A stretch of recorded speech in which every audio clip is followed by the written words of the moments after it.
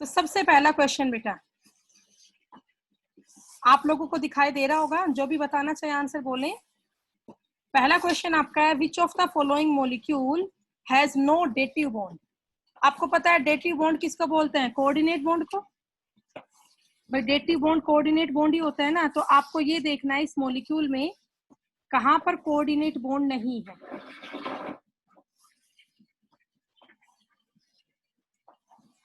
करें बेटा, very good. और बताएं, CO मॉलिक्यूल है, SO4 2 नेगेटिव है, CO3 2 नेगेटिव है, ऑल ऑफ दीज। किसमें कोऑर्डिनेट बॉन्ड नहीं है? कोऑर्डिनेट बॉन्ड मैंने पूरा आपको पढ़ा रखा है। Electron ma'am all of these. Okay, और कोई बच्चा बताना चाहेगा बेटा? Which of the following molecule has no dative bond? बेटा कल पढ़ाया था SO4 2 नेगेटिव। SO4 2 नेगेटिव में होता है डेटिव बॉन्ड। CO में होता है कार्बन मोनोऑक्साइड में, बट जो कार्बोनेट आयन है ना CO3 2 negative, it have no dative bond. बेटा CO3 2 नेगेटिव में थोड़ी ना कहीं डेटिव बॉन्ड है।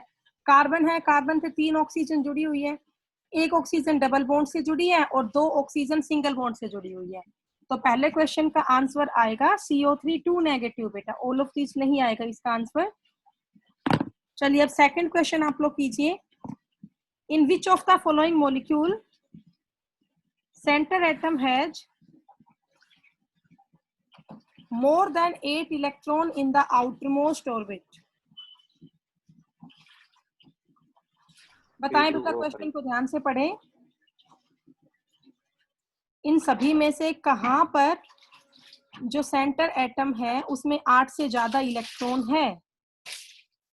Centre atom has more than 8 electron. SO3 में, SO2 में, P2O5 में, या ऑल ऑफ दीज? बोले बेटा।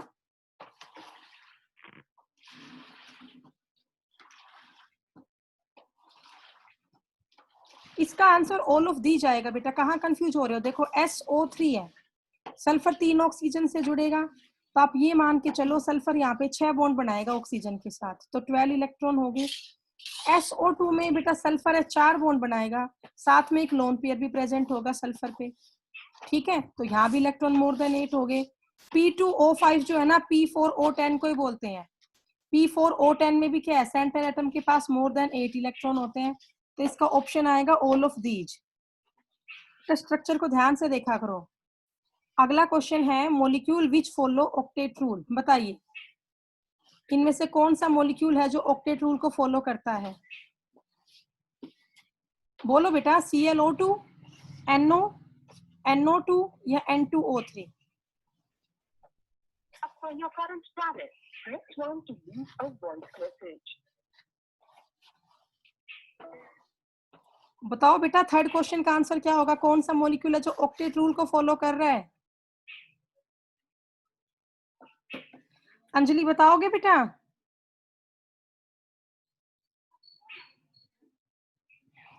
बाकी कोई बच्चा? प्रिया बोलो बेटा। इस पे तो टिक वैसे ही लगा हुआ है। ClO2, आप ClO2 का स्ट्रक्चर बना के देखें, इलेक्ट्रॉन मोर देन 8 होंगे।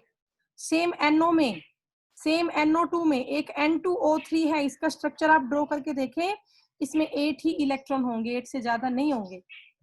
अगला, the number of lone pair present in nitrogen atom in NH4 positive ion is.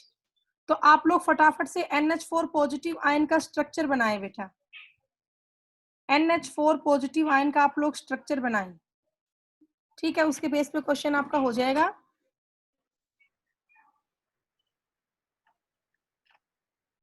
NH4 positive का स्ट्रक्चर कैसे होता है आपको पता है? नाइट्रोजन का एटॉमिक नंबर 7 है, डिवाइड करते हैं तो 2 और 5, एक N के पास इलेक्ट्रॉन ही 5 होते हैं। इस N पे एक पॉजिटिव चार्ज भी है, तो मतलब एक इलेक्ट्रॉन 5 - 1 हो गया 4। हाँ बेटा 0 आएगा। तो नाइट्रोजन के पास 4 तो इलेक्ट्रॉन बच रहे हैं वैलेंस, और 4 हाइड्रोजन से ये जुड़ा भी हुआ है। इसका मीनिंग क्या हुआ कि N के पास एक भी यहाँ पर फ्री इलेक्ट्रॉन नहीं है, तो इस क्वेश्चन का आंसर होगा 0। अगला क्वेश्चन आपका fifth, formal charge on carbon atom in carbonate ion is. बेटा जो कार्बोनेट आयन है उस पर क्या फॉर्मल चार्ज है कार्बन एटम का? तो आप लोग कार्बोनेट आयन का स्ट्रक्चर बनाए, मैंने आप सबको सिखा रखा है। कार्बोनेट आयन का स्ट्रक्चर बनाओ और उसके बेस पे फिर आप लोग बताएंगे कि यहाँ पर जो कार्बन एटम है उसका चार्ज कितना है, फॉर्मल चार्ज। वेरी गुड बेटा, जल्दी करो।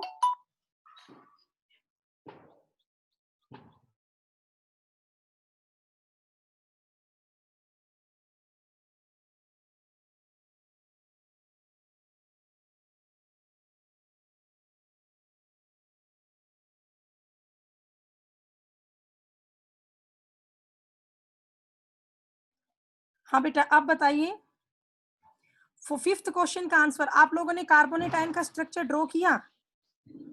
सब बच्चे अपनी वीडियो ऑन करें बेटा, सभी बच्चे अपनी वीडियो ऑन करें एक बार।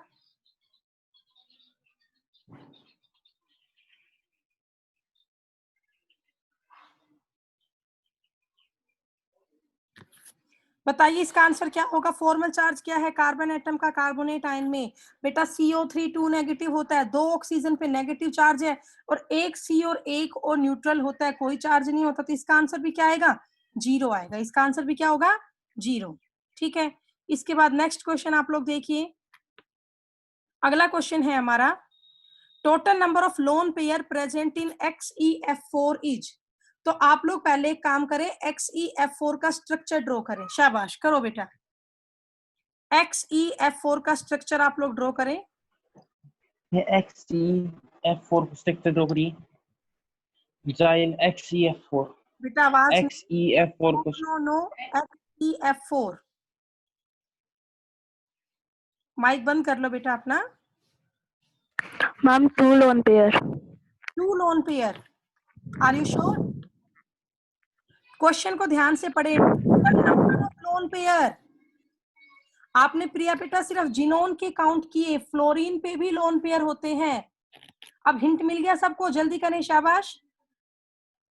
पूरे मॉलिक्यूल के आपको लोन पेयर बताने हैं, सिर्फ जिनोन के नहीं, फ्लोरीन के भी बताने हैं।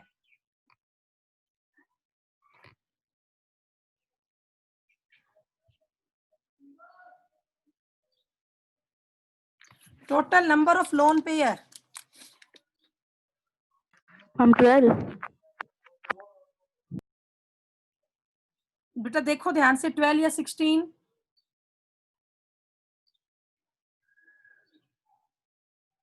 देखिए कैसे बनेगा इसका स्ट्रक्चर। XeF4 है ना, तो आप सबको पता है XeF4 का स्ट्रक्चर क्या होता है। जिनोन, कॉर्नर में 4 F एटम लगेंगे और 2 इस पे क्या रहेंगे, लोन पेयर रहेंगे। ठीक है, ये हो गया बेटा। तो 2 लोन पेयर तो जिनोन पे है और ये 4 फ्लोरीन है। आप सबको पता है फ्लोरीन का एटॉमिक नंबर 9 होता है, डिवाइड करते हैं तो 2 और 7। एक फ्लोरीन के पास 7 इलेक्ट्रॉन है। ठीक है, सब मेरी बात को ध्यान से सुनना बेटा, चाहे तो बुक में इसका स्ट्रक्चर निकाल लो। एक फ्लोरीन के पास 7 इलेक्ट्रॉन होते हैं। ओके, अब हर एक फ्लोरीन ने अपना एक एक इलेक्ट्रॉन यूज कर लिया, तो एक फ्लोरीन के पास 6 इलेक्ट्रॉन बचे हुए हैं।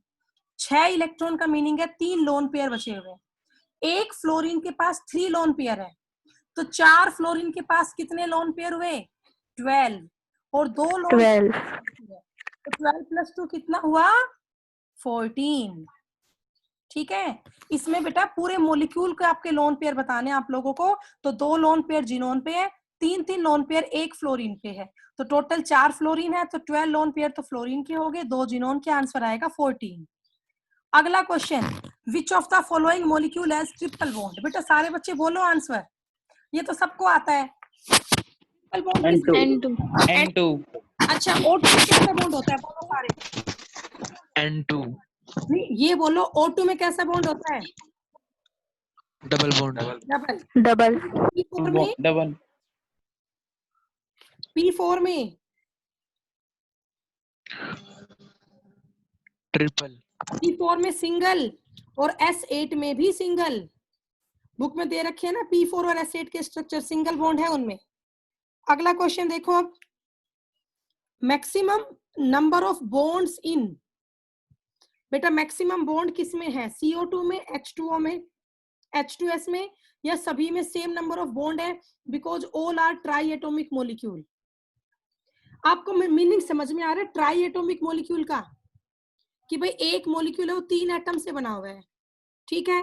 CO2 है, टोटल 3 एटम है, एक कार्बन का 2 ऑक्सीजन का, H2O में 3 एटम है, H2S में 3 एटम है। तो अगर नंबर ऑफ एटम सेम है तो क्या नंबर ऑफ बॉन्ड भी सेम होंगे? से यस और नो?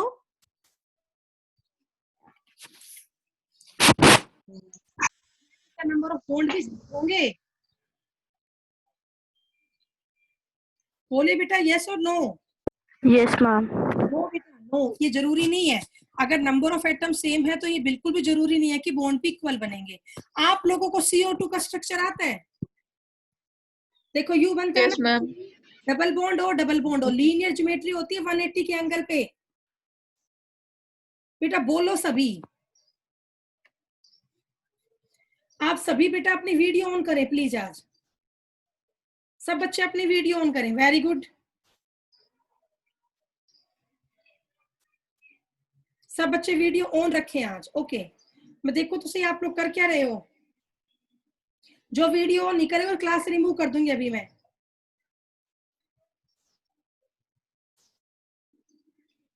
सब बच्चे अपनी वीडियो ऑन करें, शाबाश।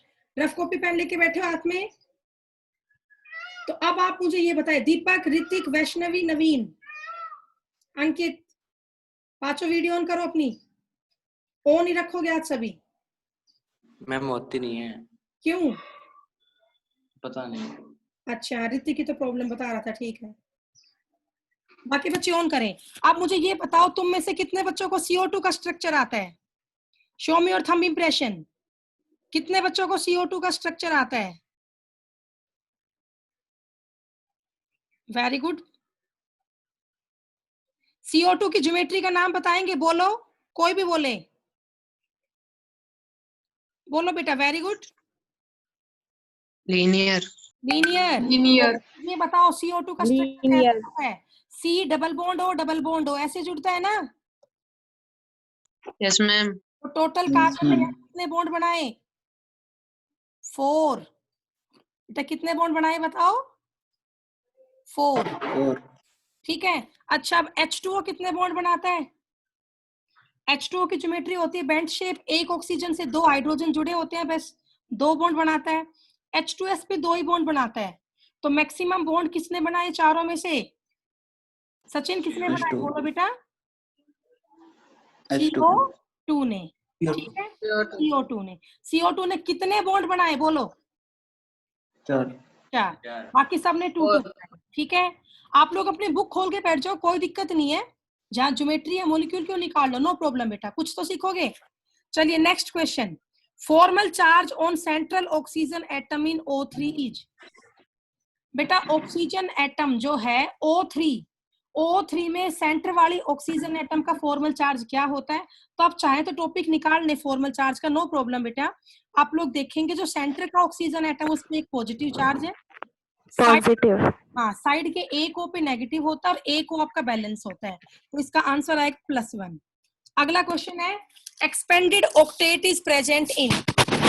किसका ऑक्टेट एक्सपेंडेड रहता है? एक्सपेंडेड का मीनिंग क्या है बताओगे?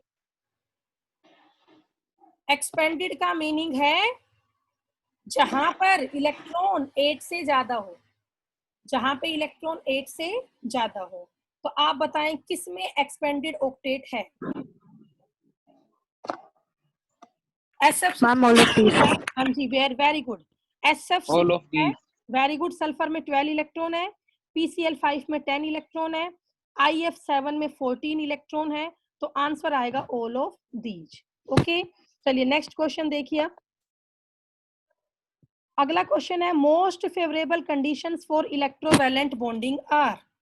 सबसे फेवरेबल कंडीशन क्या है? आयनिक बॉन्डिंग को ही क्या बोलते हैं? इलेक्ट्रोवैलेंट बॉन्डिंग बोलते हैं, ठीक है। तो देखिए बेटा, इलेक्ट्रोवैलेंट बॉन्डिंग जो है मोस्ट फेवरेबल किस में है, ये आपको बताना है। बताओ। पहला कंडीशन देखिए, low potential of one atom and high electron affinity of another atom. Second है high electron affinity and high ionisation potential. Third है low electron affinity and low potential. और फोर्थ है हाई आयोनाइजेशन पोटेंशियल। आप लोग इससे confuse तो नहीं हो रहे हो? What is the ionisation potential? Energy ionisation energy को क्या बोलते हैं? आयोनाइजेशन पोटेंशियल बोलते हैं। ठीक है, तो अब आप बताओ कैटायन कब बनता है? कैटायन के 3 फैक्टर आपको बेटा याद है, 3 फैक्टर थे आयनिक बॉन्डिंग के। पहला फैक्टर था फॉर्मेशन ऑफ कैटायन, तो कैटायन बनना चाहिए कम से कम एनर्जी में। लो क्या होना चाहिए कैटायन का? Ionization potential. और एनायन की हाई से हाई क्या होनी चाहिए? Electron gain enthalpy. Electron gain enthalpy को क्या बोलते हैं? Electron affinity. अब तो बताओ इसका आंसर क्या है, जल्दी बोले। Ma'am first one. फर्स्ट, बिल्कुल ठीक है बेटा। कैटायन की कम से कम लो होनी चाहिए आयोनाइजेशन एनर्जी, और एनायन की हाई होनी चाहिए क्या? मोर नेगेटिव होनी चाहिए इलेक्ट्रॉन गेन एंथैल्पी। तो इसका ऑप्शन 1 आएगा। अगला क्वेश्चन का आंसर देखते हैं, कौन बताता है? जिसको भी आता है बोले। Crystal lattice of electrovalent compound is composed of. अभी हिंट दे दिया, आयोनिक कंपाउंड को क्या बोलते हैं? Electrovalent compound. तो आप बताएं क्रिस्टल लैटिस कौन से आयनिक कंपाउंड का बना होता है? किसका बना होता है? एटम का, मॉलिक्यूल का, अपोजिटली चार्ज आयन का, या बोथ मॉलिक्यूल एंड आयन का? तो आपको पता है आयनिक कंपाउंड किससे बना होगा बेटा? आप तो बोल दो, जल्दी बोले बेटा। आयनिक कंपाउंड किसका बना होगा? आयंस का। तो इसका आंसर क्या आएगा? Oppositely charged ions. अगला, which of the following element has the strongest tendency to form electrovalent compound? बोलिए बेटा। इलेक्ट्रोवैलेंट कंपाउंड बार बार बोल रही हूँ, आयनिक कंपाउंड को बोलते हैं। तो आपको ये बताना है इन चारों एलिमेंट में से किसकी टेंडेंसी सबसे ज्यादा है आयनिक कंपाउंड बनाने की? बोलो, लिथियम की, सोडियम की, बेरिलियम की, या मैग्नीशियम की? वेरी गुड बेटा, बताइए। सोडियम की। सोडियम, बिल्कुल ठीक है, very good. Yes ma'am sodium. Yes, next question कीजिए। Lattice energy of an ionic compound depends on. आपने lattice charge on the ion only. Charge on the ion only, size on the ion only, packing of ion, या charge and size of ion, दोनों? बेटा प्रिया देखिए ध्यान ma'am fourth. दोनों पे depend करेगा, charge पे भी और साइज पे भी। लैटिस एंथैल्पी हाई तब होगी जब चार्ज ज्यादा होगा और साइज छोटे से छोटा होगा। तो ऑप्शन आएगा इसका 4th, charge and size of ion. अगला क्वेश्चन का आंसर दीजिए। Multiple covalent bond exist in molecule of. Multiple का मीनिंग है डबल और ट्रिपल बॉन्ड। ठीक है, तो आप बताओ डबल और ट्रिपल बॉन्ड किस में होगा? F2 में, CH4 में, N2 में, या H2 में? जल्दी बोले।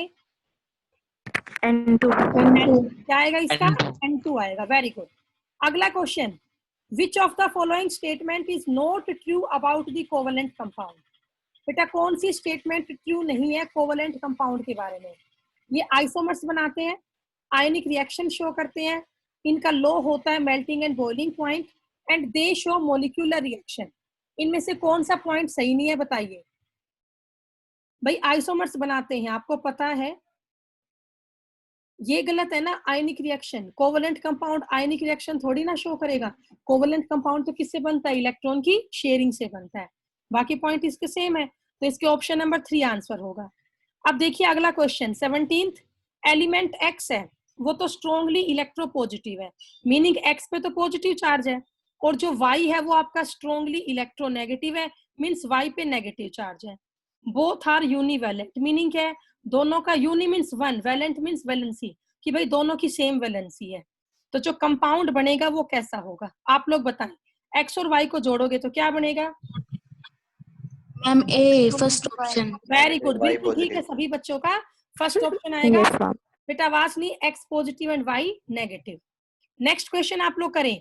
एलिमेंट A है, has 3 electron in the outer most orbit.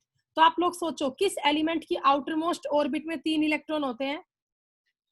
एक तो बोरोन के, एल्यूमिनियम, और एक एल्यूमिनियम का। ठीक है, आगे देखिए जो एलिमेंट B है उसमें 6 इलेक्ट्रॉन है वैलेंस, तो ऑक्सीजन भी हो सकता है, सल्फर भी हो सकता है। ठीक है, तो अब आप बताएं A और B कंपाउंड जुड़ेगा तो क्या बनेगा? B में 6 इलेक्ट्रॉन है, तो C A2B3। Yes, 2B3। Ma'am C option. C option नहीं होगा बेटा, इसका फर्स्ट मैम ऑप्शन फर्स्ट होगा। First option. A2B3। क्यों होगा बेटा? बोरोन के पास +3 का चार्ज है, सॉरी A के पास +3 का चार्ज है और B के पास -2 का चार्ज है, क्रॉस मल्टीप्लाई करोगे तो क्या बनेगा A2B3, जैसे Al2O3 बन गया, A2B3 बना ना। अगला क्वेश्चन आप लोग बताएं, फॉर्मूला है कंपाउंड का A2B5, तो number of electron in the outer most orbit of A and B will ma'am first. बिल्कुल ठीक है, वेरी गुड, बिल्कुल सही है बेटा, फर्स्ट ही आएगा इसका 6 एंड 3। अगला question, which shows the highest lattice energy. Lattice energy in चारों में किसकी हाईएस्ट है ये आपको बताना है। Rubidium fluoride, sodium. यस बिल्कुल ठीक है, इसका आंसर आएगा sodium fluoride. Sodium most electropositive है और फ्लोरीन मोस्ट इलेक्ट्रोनेगेटिव है। इन चारों में से सोडियम मोस्ट इलेक्ट्रोपॉजिटिव है और फ्लोरीन आपका मोस्ट इलेक्ट्रोनेगेटिव है, तो आंसर आएगा NaF। ठीक है, चलिए अब आगे देखिए। Polarisation is the distortion of the shape of an anion by the cation. आपको फजान्स रूल याद है ना? फजान्स रूल ने क्या कहा था? कैटायन छोटे से छोटा होना चाहिए, एनायन बड़े से बड़ा होना चाहिए, तभी कोवेलेंट कैरेक्टर ज्यादा होगा। तो अब आप बताएं, जो पोलराइजेशन है, it is the distortion of shape of the anion by the cation. Cation यही तो करता है, जाके किसको डिस्टोर्ट, किसको टक्कर मारता है? जाके एनायन को। तो एनायन का इलेक्ट्रॉन क्लाउड है वो पूरा टूट जाता है, एनायन की शेप पूरी बिखर जाती है। तो ये कह रहा है which of the following statement is correct. Maximum polarisation is done by a cation of high charge. A large cation is likely to bring a large degree of polarization. Smaller anion is likely to undergo a high degree of polarization, and minimum polarization is done by a cation of small size. तो आप इसका answer बताएं क्या होगा। Cation जितना छोटा होगा, जितना उस पे चार्ज ज्यादा होगा, उतने ही ज्यादा वो कोवेलेंट कैरेक्टर शो करेगा, उतनी ज्यादा उसकी पोलराइजेशन होगी। तो आप देख पा रहे हो, ऑप्शन नंबर 1 ही फर्स्ट वन। वेस्ट, बिल्कुल ठीक है बेटा, जितना हाई चार्ज का कैटायन होगा उतनी ज्यादा उसकी पोलराइजेशन होगी। अगला क्वेश्चन बताओ भी, कौन बताएगा? Most covalent halide is. अपने अपने व्यूज दो सारे, वेरी गुड, बताओ बेटा। ये फजान्स रूल पे ही है, कैटायन छोटे से छोटा, एनायन बड़े से बड़ा, वो ज्यादा कोवेलेंट होगा। तो अब बता दो। Ma'am first one. एनायन बड़े से बड़ा, रिपीट कर रही हूं मैं। No ma'am last one.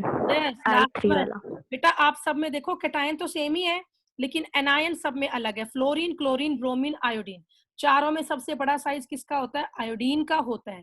तो इसका ऑप्शन आएगा 4th Al(I3). अगला बोलो भी फटाफट से। A pi orbital is formed by the overlapping of. Pi bond किससे? SS orbital. 4th, बिल्कुल ठीक है, PP orbital in sideways manner. अगला पिरामिडल शेप किसकी है? NH3 की, SiF4 की, H2O की, या BF3 की?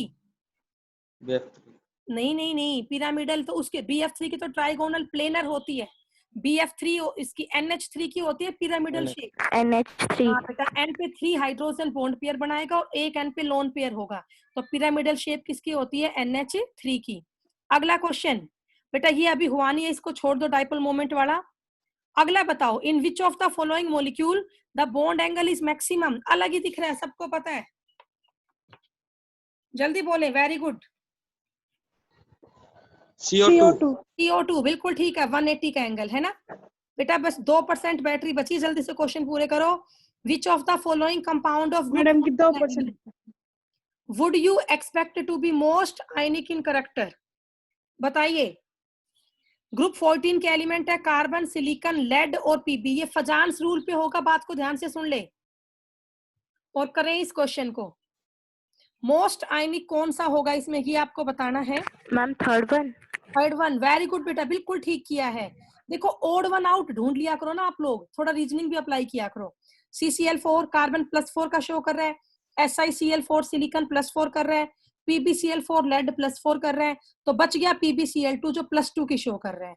ठीक है, मैंने बता रखा है Pb+2 का साइज बड़ा होता है Pb+4 से। कैटायन का साइज बड़ा है तो कोवेलेंट कैरेक्टर कम होगा और आयोनिक कैरेक्टर ज्यादा होगा, तो इसका आंसर थर्ड होगा PbCl2। अगला question, the compound which contain both ionic and covalent bond is. किसमें option? C option, KCN। Very good बेटा, बिल्कुल ठीक है। और लास्ट क्वेश्चन बताओ, type of bond present in NH4Cl(R)। बेटा सारे बॉन्ड होते हैं NH4Cl में, यही एक एग्जाम्पल है ऐसा जिसमें आयनिक बॉन्ड भी होता है, कोवलेंट बॉन्ड भी होता है और कोऑर्डिनेट बॉन्ड भी होता है। इसका स्ट्रक्चर कल आपको बोर्ड पे समझा दूंगी। NH4Cl में तीनों बॉन्ड होते हैं, इलेक्ट्रोवैलेंट मतलब आयनिक भी, कोवलेंट भी एंड कोऑर्डिनेट भी। तो आज बेटा आप बस यही टॉपिक कर लेना, ठीक है। और कोई भी डाउट हो मुझसे पूछ लेना बेटा। जहां तक चैप्टर पढ़ाया कल उसका टेस्ट होगा, उसकी आप तैयारी कर लेना। Thank you so much.